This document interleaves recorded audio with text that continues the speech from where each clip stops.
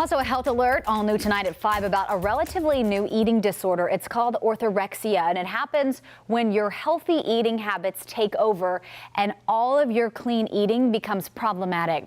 NBC Charlotte's Carolyn Brooke explains what's healthy and what's dangerous.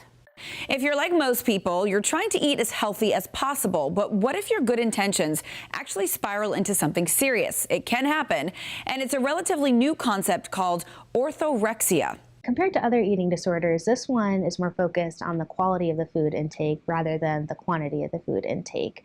And there's a lot of distress or impairment that results from not following a very restrictive diet. Cleveland Clinic's Dr. Casey Goodpaster says that orthorexia stems from making positive changes to your diet, things like cutting down on sweets, processed foods, or meat. But as that person begins to get positive feedback about their behavior, they may seek out other people, perhaps on social media, who follow these same eating habits, which can then lead to placing even more restrictions on their eating.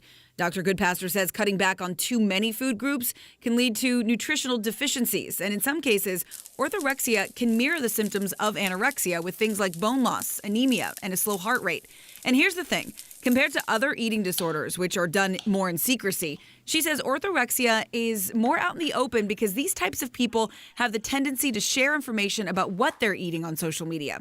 The doctor says look out for these signs if you suspect someone you know may have orthorexia. If somebody notices that a loved one is turning down invitations to eat outside of the home, if they're spending an inordinate amount of time thinking about foods, planning them, preparing them, acquiring them, if their eating becomes more and more restrictive, and if they seem like they're exhibiting a lot of distress when eating doesn't go according to plan, those might be some red flags. The doctor says even though there isn't a whole lot of research available yet when it comes to orthorexia, experts with backgrounds in eating disorders and obsessive compulsive disorders can help you if you or a loved one are suffering.